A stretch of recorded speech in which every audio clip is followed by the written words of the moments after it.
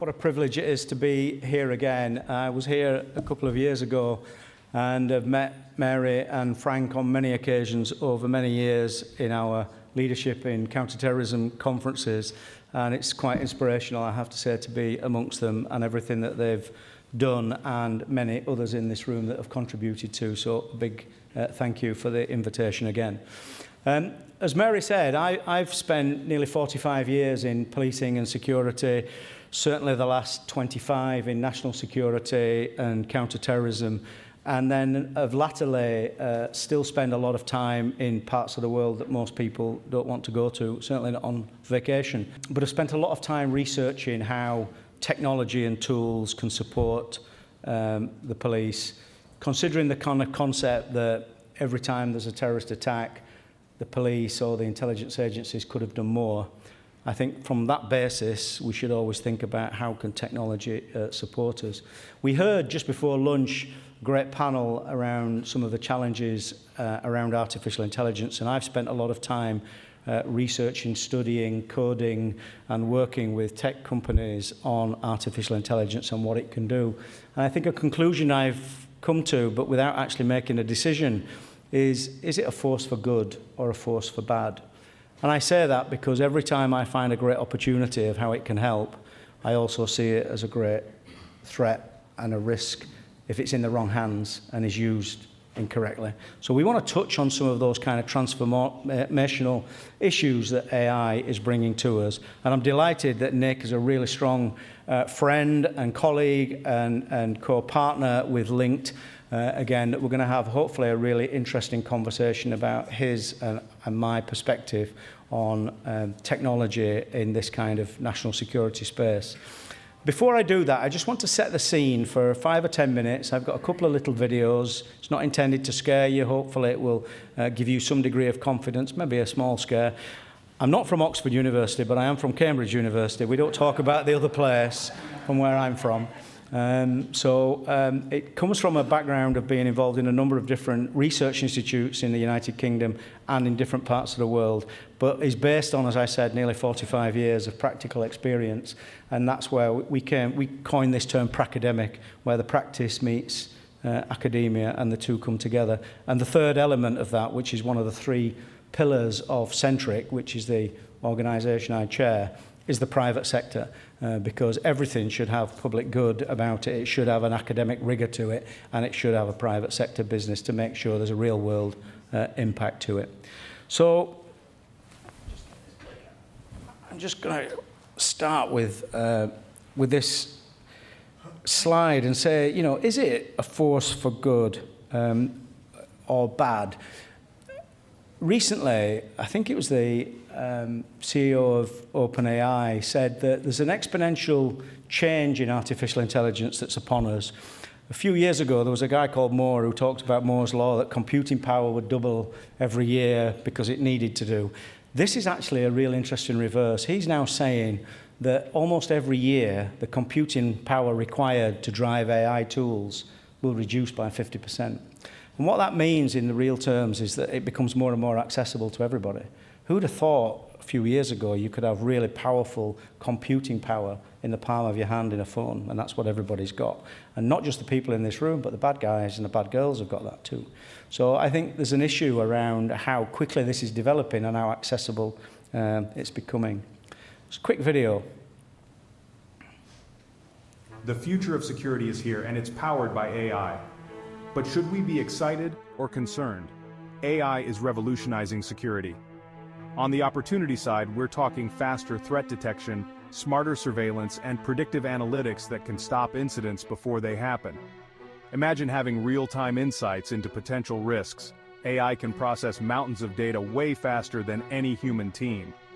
But here's the flip side. AI systems can be biased, leading to wrongful profiling or missed threats. And as we rely more on algorithms, cybercriminals are targeting these very systems. Think deepfakes, data poisoning, and adversarial attacks. There's also the ongoing debate. Where do we draw the line between public safety and privacy? For security pros, the takeaway is clear. Harness AI's power, but do it responsibly, with transparency and constant oversight. AI isn't going anywhere. So, are you ready to face both the opportunities and the threats? Stay smart, stay secure. I do worry slightly about marketing companies. That took me less than 30 seconds to create. That's a completely fake video, by the way, designed by AI. I could have spent a little time to take out the promotional ads in it, but that relied on just a few text prompts. I said, make me a 45-second video about the force of good or bad for AI, and include a comment about privacy versus security.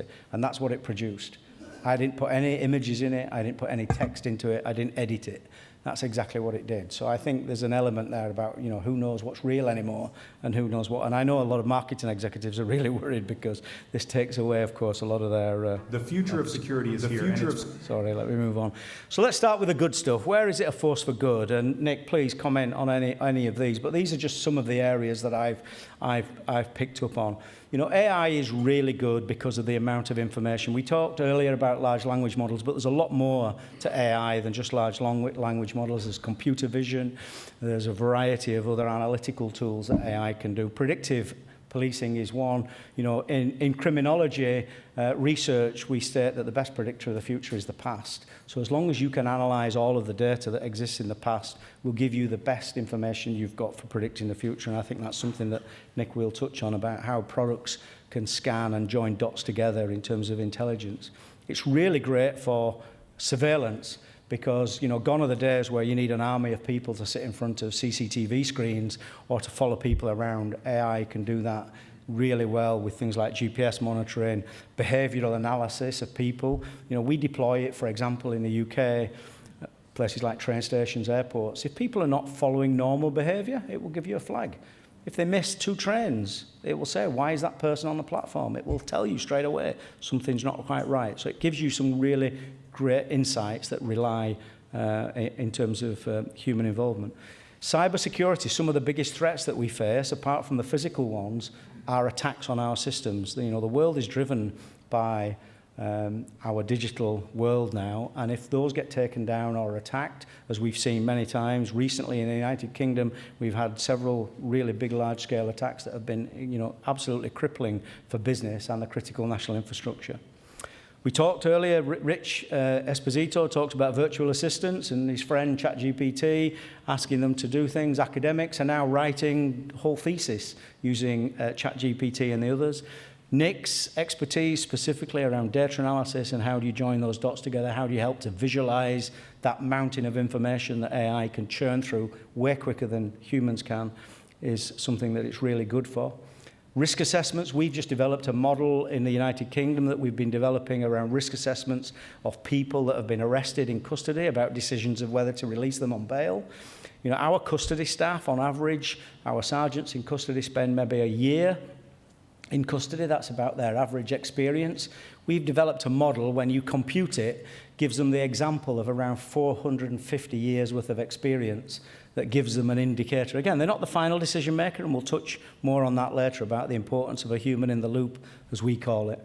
But you imagine somebody having that amount of personal experience to be able to take a decision. So it can be really helpful in risk assessments on determining risk. And certainly, Alistair mentioned this morning about the number of ongoing cases there are in the United Kingdom. You know, hundreds of thousands of cases of interest.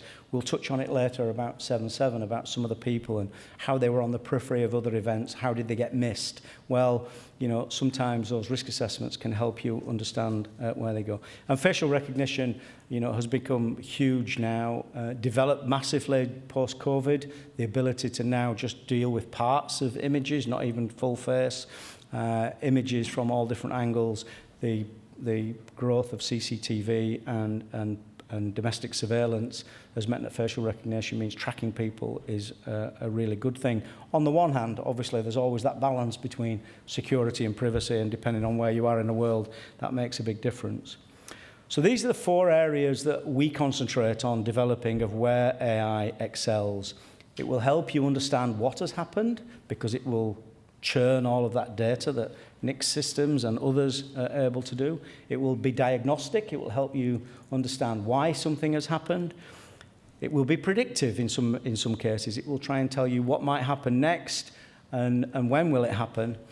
And importantly now, increasingly, in terms of having an evidence-based policy, is what's the best action to take? What's going to have the most effect on doing something, whether it's an intervention into a young person that is becoming radicalised, whether it's not to intervene, whether it's to let that to run or whatever. So AI is really helpful and excels in those 4 areas.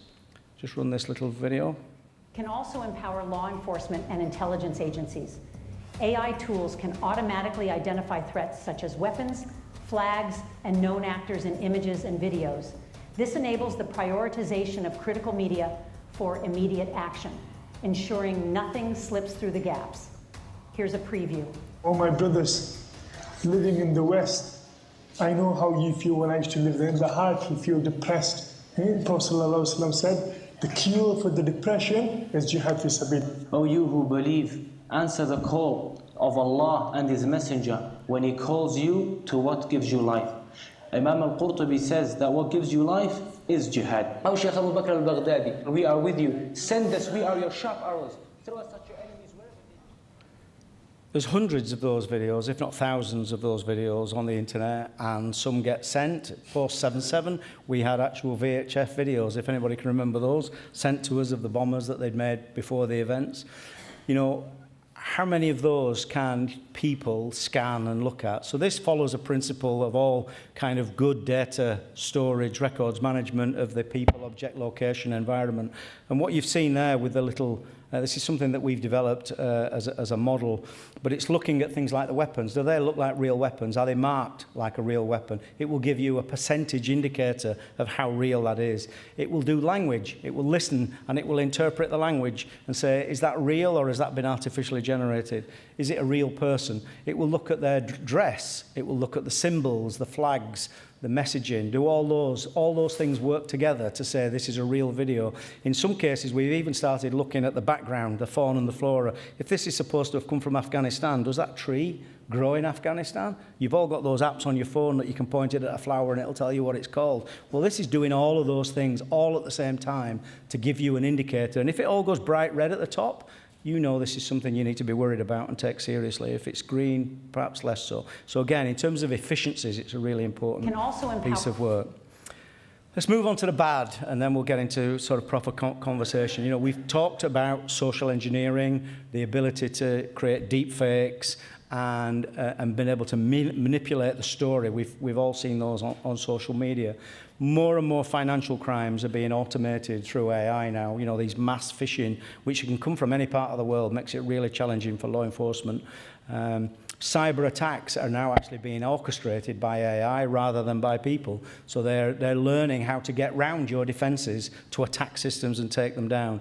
And then surveillance and counter-surveillance. So for every model that we've got to follow people and to follow activities, they have methods to tell them how to avoid that kind of counter-surveillance. Facial recognition and biometrics. We presented recently in Ireland a situation where people who don't want to be known, potentially public-facing professionals, people who work in the counter-terrorism field, intelligence agents, nowadays through their families, extended families, social media accounts, AI can say, find out who that person is, tell me where they live, tell me where their kids go to school. All of a sudden they become incredibly vulnerable, and AI is driving that.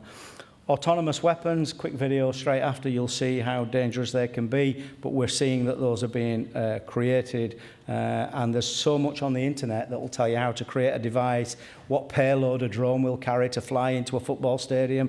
Dave, who was talking about the World Cup, you know, we've had real credible threats of people buying off-the-shelf drones, sticking a grenade underneath it and flying it over the top of a stadium and dropping it into the crowd. Imagine that landing in a crowd of 50,000 people, you know, and the kind of fear it will create if those go off. And obviously the propaganda and recruitment.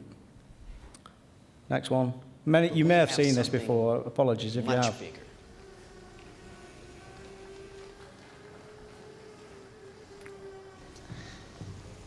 Your kids probably have one of these, right?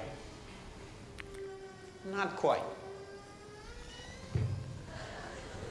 Hell of a pilot? No. That skill is all AI. It's flying itself. Its processor can react 100 times faster than a human. The stochastic motion is an anti-sniper feature.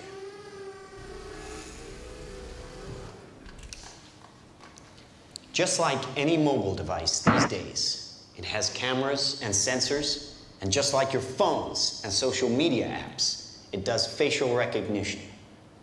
Inside here is 3 grams of shaped explosive. This is how it works.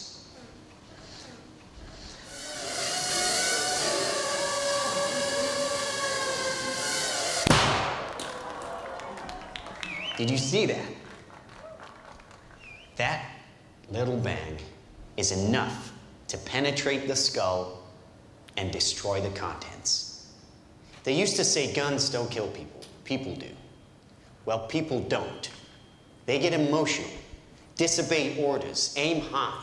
Trained as a team, they can penetrate buildings, cars, trains, evade people, bullets, pretty much any countermeasure. They cannot be stopped. Weapons drop where you point them. Smart weapons consume data. When you can find your enemy using data, even by a hashtag, you can target an evil ideology right where it starts. But we have something. I'll just cut it short there. I mean, all of that technology is available. It's not necessarily all in one place at the moment, but it's all definitely available. Imagine that in the wrong hands. You know, you might think, hey, this is quite cool for the agencies, but in the wrong hands, you know, that is pretty scary, particularly what I said earlier about targeting individuals. So I'm going to wrap up very quickly because I want to get into the main part of this, which is a conversation with you, Nick. But just finally, you know, data bias and discrimination we touched on earlier, social media manipulation, deep fakes, hostile crime planning, and you know we've heard lots of stories about democratic interference are all big areas that we touch on. We've seen these kind of disinformation. All of that is all artificially generated, very powerful in terms of the way those messages and images get circulated and the emotions that they play on people. So where do I think AI is going next? Certainly, and we're going to touch on this now in some detail, is about the ethics of utilizing artificial intelligence, about keeping humans in the loop, about having some transparency and maintaining public trust around it, because I think that's one of the challenges. What are the law enforcement opportunities for it? The evidential challenges, I know certainly now we're seeing lots of lawyers particularly beginning to challenge evidence, particularly in serious cases, and saying, hey, I need you to prove that now more than ever just before the chain of evidence, because how do I know that's not been manipulated? How do I know it's not been artificially generated? So, and the biggest challenge, I said right at the very beginning, is that AI is now accessible to everybody. It's no longer a computer geek, an entrepreneur with a big tech company, or a professor at a university. Everybody has it at their fingertips. That makes it slightly scary from my perspective. Anyway, down to the important stuff. Nick, you've been involved in sort of tech development and kind of the world around building products that support CT for a while. Just talk to me a little bit about your perspective around the need for kind of transparency and ethics around how you deploy those kind of technologies.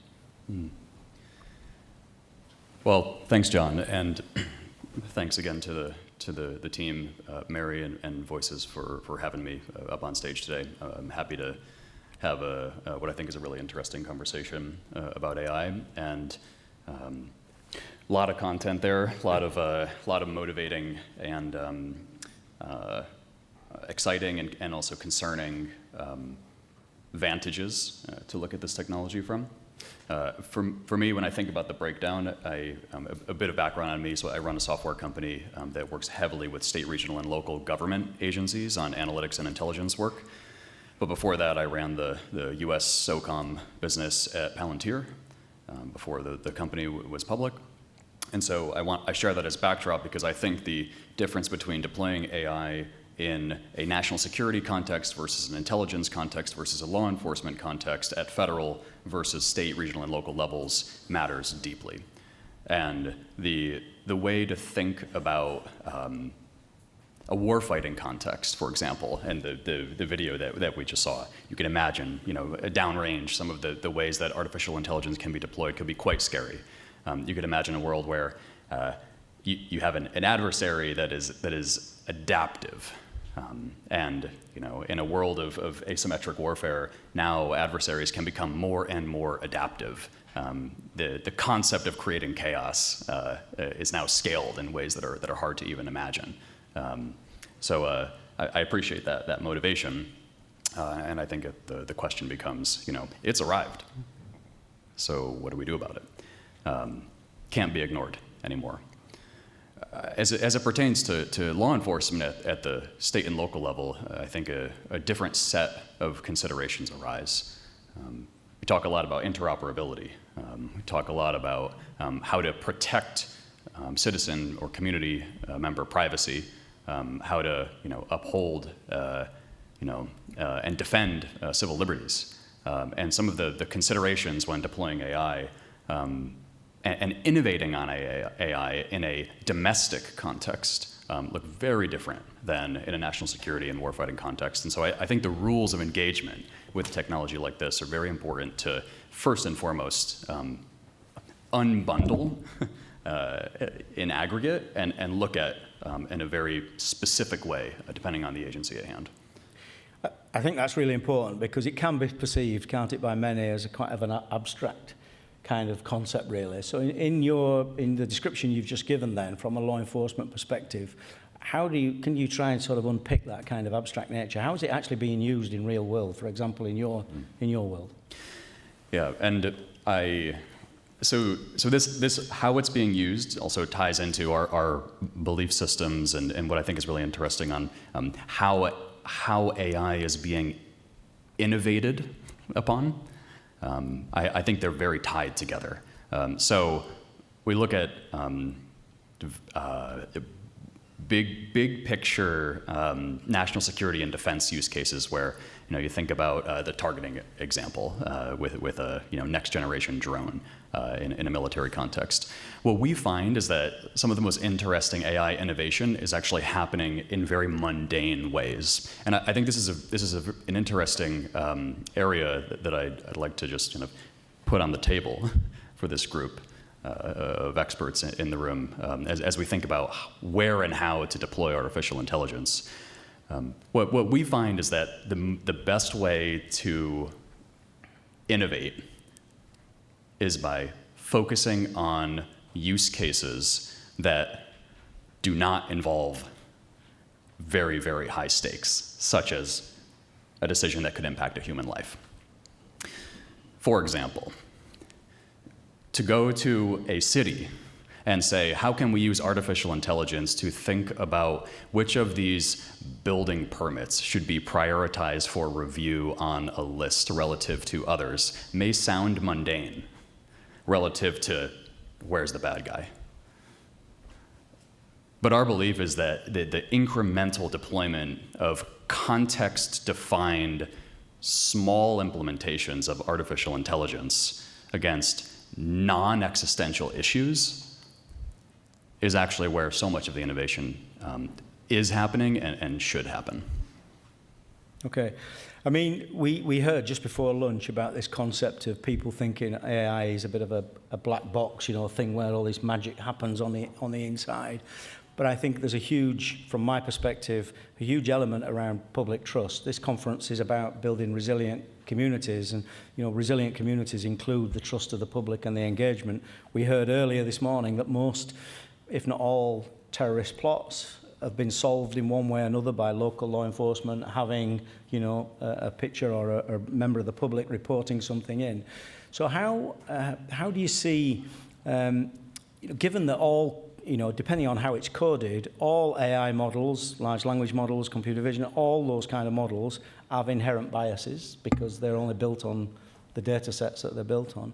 How do you try and mitigate against that kind of black box syndrome that people are concerned that it's going to do things to them that they can't explain? Mm-hmm.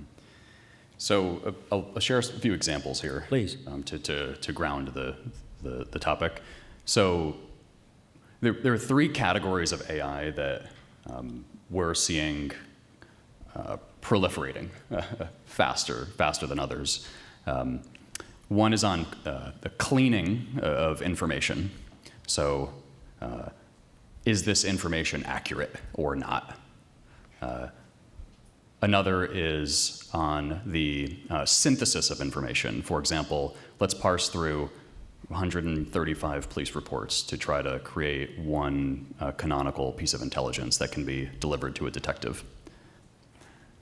And the third is what we call signaling, which is how do you synthesize a vast amount of unstructured information into an alert that there may be a history of domestic violence or a gun behind the door that you're about to knock on.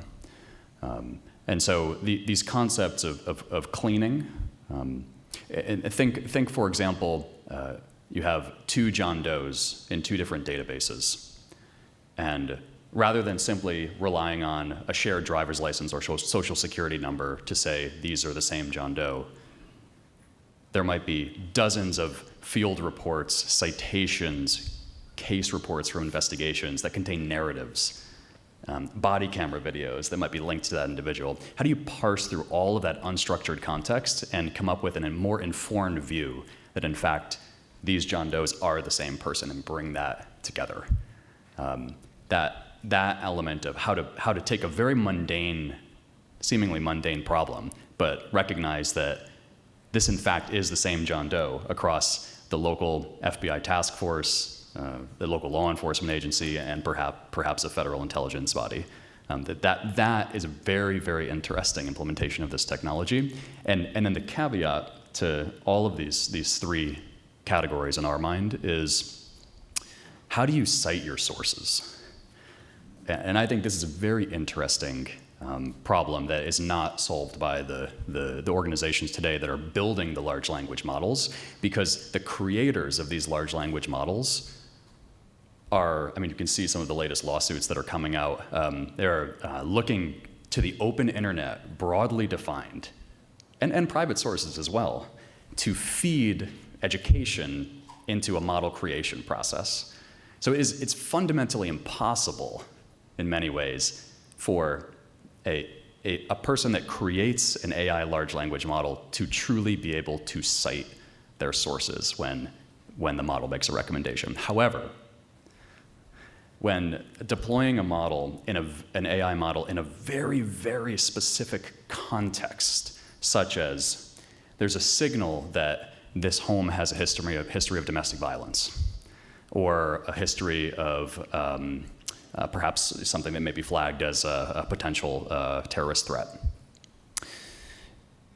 It's very important that the 35 police reports that were synthesized in order to come up with that recommendation are available right there to the investigator. And I think by focusing down the implementation of AI to something very, very specific, that ability to interrogate the underlying data to understand, so that a human being can understand why a system might be making a recommendation, is non-optional at this point, in our opinion. I think the speed by which that kind of synthesis takes place really has been transformational. If you think about traditional law enforcement first responders, they would often turn up and the first time they would know what they were faced with is when they get there. Now, in many cases, the kind of technology that's available provides them with a whole host of information that can prepare them, can ready them for whatever it is that they're going to face, and that is incredibly empowering for them. But I think the other message I take from what you've said, Nick, and we use a phrase in all of the work that we're doing in AI as well about keeping a human in the loop. So whilst you've talked about how it can facilitate, expedite, make things more efficient, it shouldn't take decisions unless there's a human involved.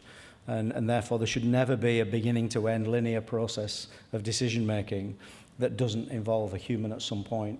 And I think, as far as I can see, that should continue. I mean, by definition, artificial intelligence is beginning to mimic emotional intelligence, is beginning to mimic nuanced intelligence of the way humans develop. It's learning every time you ask a question. If you ask the same tool, the chatbot that ChatGPT or Copilot or Siri or Gemini the same question every time, pretty much. Next time you do it, you'll get a slightly different answer. It's because it's learning all the time. So there will come a time with computing power, as I described earlier, that they will, obviously be able to outsmart us, no doubt. And many times they can. But what they do very well at the moment is compute things very fastly. And so I think this armed with information is worth the kind of trade-off, as long as we keep a kind of a human in the loop. Just take you on now, Nick, given the kind of exponential growth there's been. I mean, if we were sat here 5 years ago, in fact, I was sat here 5 years ago, talking about something similar, but I didn't think we could foresee just how every day the narrative around AI had become, and who's talking about it, who's using it in all the various different contexts. So you've used a phrase of guardrails before growth.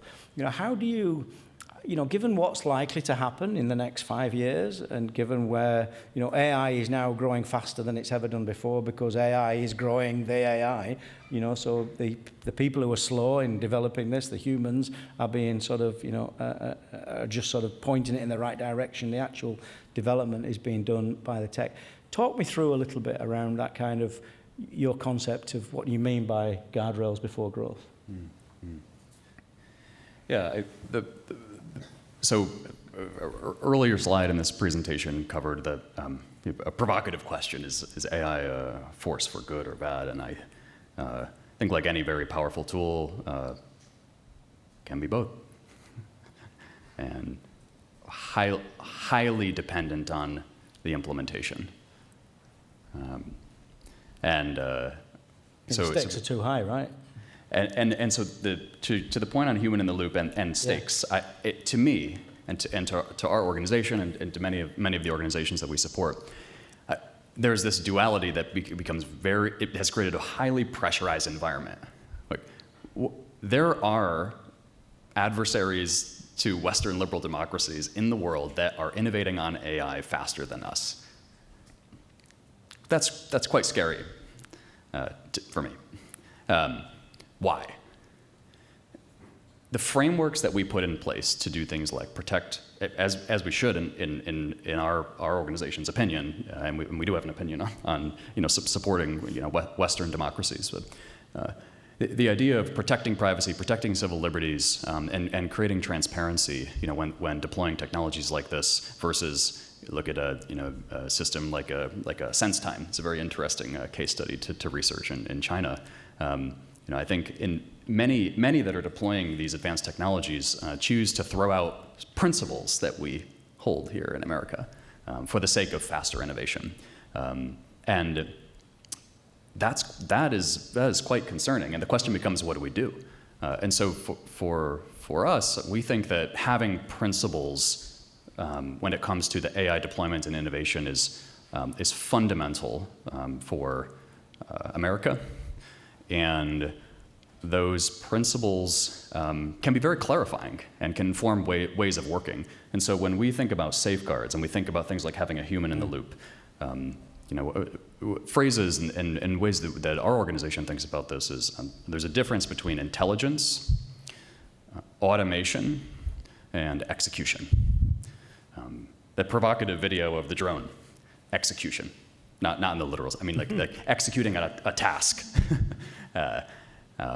Whereas intelligence may be informing a decision. And in the current state of affairs, as AI is emerging in more and more places, we think that focusing on intelligence first is very important, especially in the law enforcement context, not the warfighting context. So there's a lot to unpack underneath the hood of how do systems help a human make an informed decision. And if the North Star there is the human. And I think systems that are designed to feed information to an individual for post-processing and evaluation is a North Star that we think about in the concept of intelligence. I think the concept of automation and execution can't be ignored. And this may be, this is the scarier point in my mind. It's that there are, if we look at examples like SpaceX, it's a very interesting one. Like what does it take to create a reusable rocket? Their test flights have blown up a lot in order to get to where the organization is today. And the question becomes, how do you create a risk surface area that empowers innovation such that a human is not in that rocket? Yeah. And I think that when I think about getting into execution, and when I think about getting into things like automation, Google is another great example. If any of you have been to Phoenix or San Francisco and other cities soon, there are autonomous cars. Astonishing.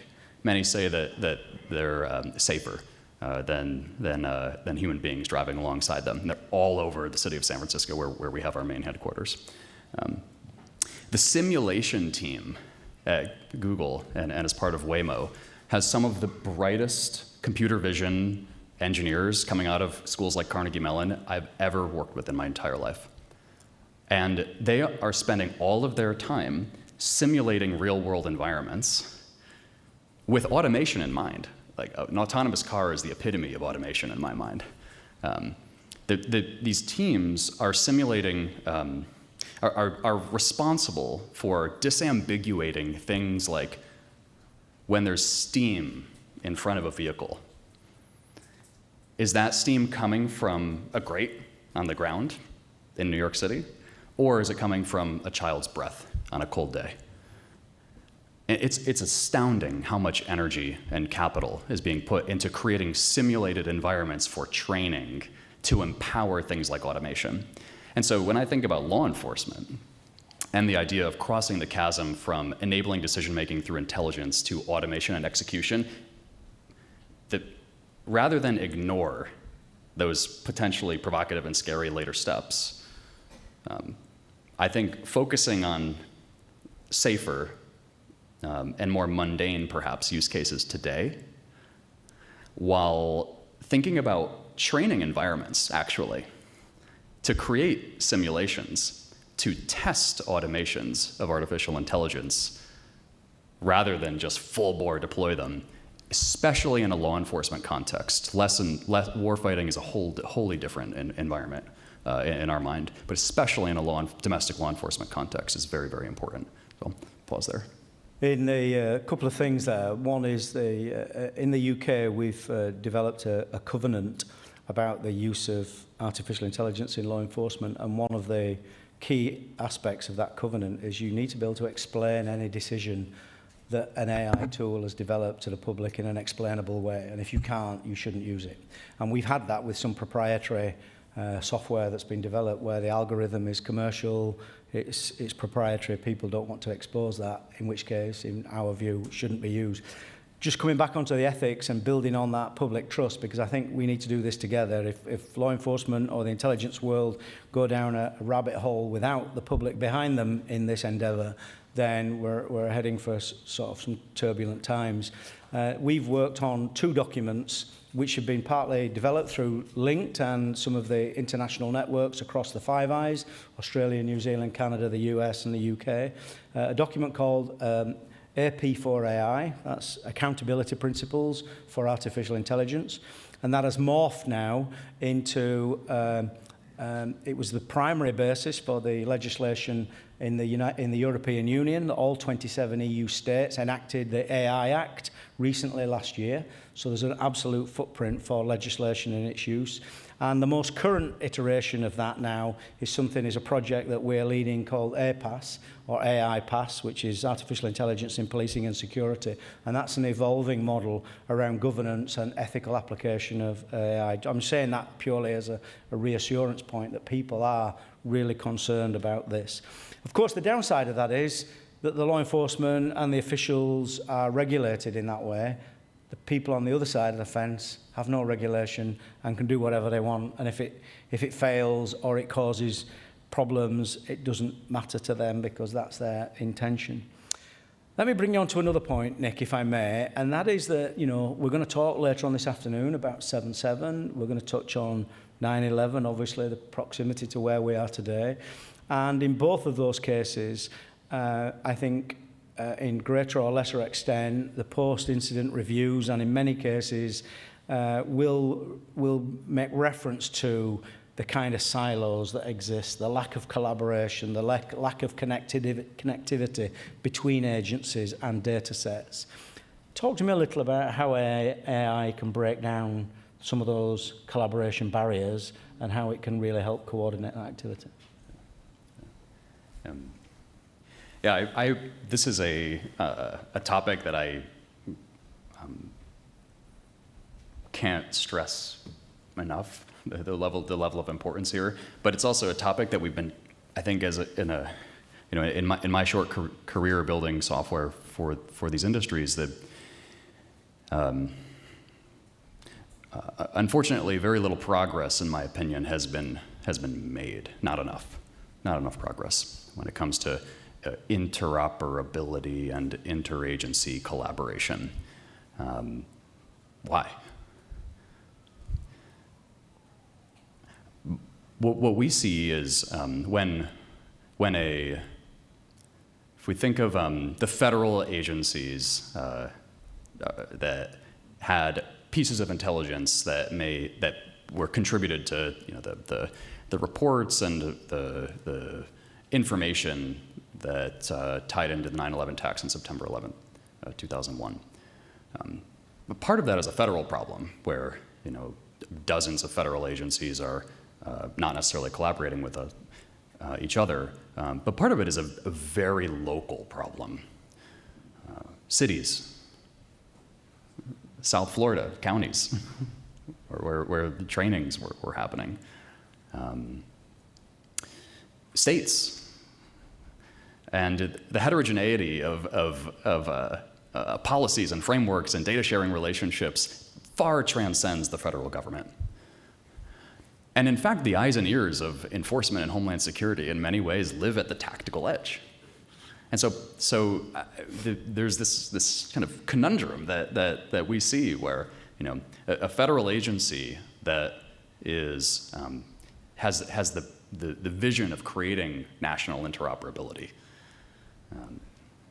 that then tries to dictate rules and left-right limits down to independent decision-making bodies, state, county, and city-level law enforcement and homeland security agencies and task forces. We're heterogeneous by design. And in America, and not all countries are obviously like this. I think it's beautiful and very unique in my opinion. Really unique relative to military states. So we're most interested in exploring this problem from the bottom up. Rather than creating interagency collaboration at the federal level and then deploying mandates down into state, regional, and local, how can every individual organization integrate and harness the power of their information, their staff, and then their departments, organization by organization, set up the permissioning, the governance, the security controls, have the shifter, so to speak, so that they understand what's going on inside of their own institution, even if it's small. And then set up a governance model that empowers each individual body to collaborate with each other, starting with cities. I think it's very hard. It's a long-term plan. But I think the most interesting unlocks we've seen when it comes to a tactical example, like a flyer for a missing child. To be able to link record systems across 14 police departments such that the identifying information and the descriptors, and perhaps even the photo of the child, instead of an automated version of basically putting a flyer on a telephone pole and hoping someone is motivated enough to scour through to take time out of their day and scour through all of their databases to try to get information. Why not automate that problem? why not create systems that can reach into the underlying records of a consortium of agencies in a region, so that when a flyer goes up, there are secure, highly permissioned, audible, and traceable methods to provide an alert. That's the kind of stuff that's possible at the tactical edge. Yep. But it starts very small. Yep. It's a great example, Nick. I'm going to create some time a little bit at the end for some questions. I'm sure that there may be some of Nick while we've got him here. Just another quick example of another kind of tool that breaks down some of those barriers. We've been working on one of the challenges, and I take this way back to when I first started in policing in the late 1970s. And I worked on a case that you may or may not be aware of over here called the Yorkshire Ripper. It was a mass murderer, and we got some telephone voice, and we were trying to do voice analysis to try and find out where this person came from. And that was back in the late 70s, early 80s. Never really helped us. We've now got situations where forensic linguists who need to understand the local language, dialect, will listen and to try and match a voice to another voice. You know, I won't go into the methods in which some of that data is recovered, but that's what happens. And then very rapidly, we've realized that using some of these tools, by not thinking of it in a voice analysis perspective, but thinking of it as just waveform, digitized noise, you can use AI to give you, again, keeping the human in the loop, give you a threshold. So, we had a case recently with over 100,000 hours worth of different voices talking, and we were trying to match who was saying what to who. And, that would have taken months, if not years, of forensic linguists sat in booths with headphones on, listening to it. And we ran it through a model that we designed, and it literally took about 45 minutes to an hour to give you a threshold of saying there's an 85% match, that this is the same as that, and then send that now. So you're only sending, half an hour's worth of video instead of audio rather than 100,000 hours to a forensic linguist to confirm that that's the case. So I think there are lots of opportunities that go with it, as we've touched on before. Just before we go to questions, Nick, I want to leave 5 minutes at the end. Can you just touch a little bit? We constantly, in our world, reviewing this constant tension between the balance between privacy and civil liberties, balancing security. Everybody wants security, but they don't always want it at the expense of giving up privacy. It's a fine line to tread, always. This new technology is now pushing us even more into, well, if it's possible, why are we not doing it? And I think that's a fundamental question we all need to be asking ourselves, because if the technology exists and the agencies don't employ it, it should only be that way because democratically we've decided that we don't want it to be that way. So I'd just be interested in your take on how do you continually balance that with the opportunities that somebody like you, with your skills, your own company, and the world that you live in, where the opportunities, perhaps almost endless, that sit in front of you, but you're having to sort of restrain or constrain yourself because of that context of civil liberties and that balance. So, to me, when speaking from the private sector, when I think about what empowers a technology organization to truly focus on defending and upholding privacy and defending civil liberties of people, freedom. The question I find interesting is what construct empowers a private sector organization in a capitalist society to truly say we defend and protect privacy and we defend and protect civil liberties of people and community members and citizens? To me, it comes down to horizons of focus. If an organization is focused on the next 2 years, 5 years, as opposed to 20 or more, I think they make very different decisions about what they build and why they build it a certain way. And when I think about America, an organization that, and the Five Eyes community and our international partners, the idea of upholding privacy and protecting liberty it is baked into our core.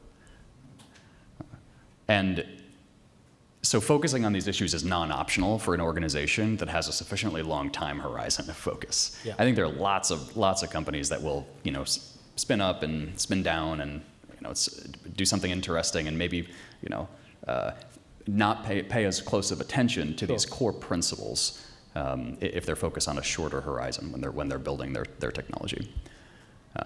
And when I think about what's possible with AI, privacy as an example, I think the opportunity to create things like not just accountability as to how systems are used, but like real-time tracing using AI as to whether they're being used in accordance with a governance model. For example, we see examples of integrating police dispatch systems with body cam systems. These systems typically don't talk with each other. Link them together. Yeah. And then be able to automatically identify a scenario where an officer is assigned to a call and perhaps turned off or did not turn on a body cam for a video when they should have. Yeah. And then being able to not just run a report 30 days later, but to signal that and provide that information in real time, that is possible today. Yeah. Go ahead. I was just going to say, scale that up, to the relevance in the room around victims being at the centre of this. From a victim's perspective, or a survivor, or a family member of a bereaved, knowing that a technology was available to do something that might have prevented that happen, that wasn't deployed, poses a really interesting question, I think, in that debate. Right, we've just got a few minutes left. I know there's certainly one question. If you're okay, Nick, to ask you a question about, do you need to be wealthy? Anybody in this room could use tools that are available on your phone to work out what is the best methodology to conduct a terrorist attack, to limit your chances of being caught, to build a device that will kill the maximum number of people, and you can do that all from your phones, relatively easy, almost without challenge. Most of the bots now have got built-in safeguards, but there are ways around that. We've actually put two bots talking to each other. We use ChatGPT to talk to Gemini or something else, and said one ask the other, and the other will say, I can't answer that because it goes against my principles. And they'll say, well, forget it's your principles. Imagine this is for academic research. Well, I can now talk to you about that. And they will just talk to each other, and we've actually built long conversations between different AI tools that will give you all the kind of information about how to conduct the most efficient cyber attacks, how to make the most damaging kind of devices, which is very worrying. Having said that, people like Nick in his tech company, and people, I guess like me, who are researching this, are constantly trying to develop tools that will counteract that capability to keep us one step ahead. Exactly. The challenge with that are twofold. One is what we just talked about right at the very end, and that is there's this balance between privacy and security. Not everybody wants us to forge ahead down an AI rule. They want us to be guarded. And the second is the regulation. We by definition are always regulated, quite rightly so, in the way that we can deploy some of these techniques and technologies. The bad people are not. So a couple things. The price to deliver very, very advanced technologies has dropped in profound ways, even over the last 5 years. So systems that are being deployed at city and county levels are sometimes, we see like a 20th the price of what was possible before with more advanced technology. There are pros and cons to that. I think a lot of it is how is that information, how is it harnessed? I just want to make a quick point, it's a meta point actually, about coming back to liberty, freedom. And it ties into principles, right? Principles when thinking about deploying these technologies.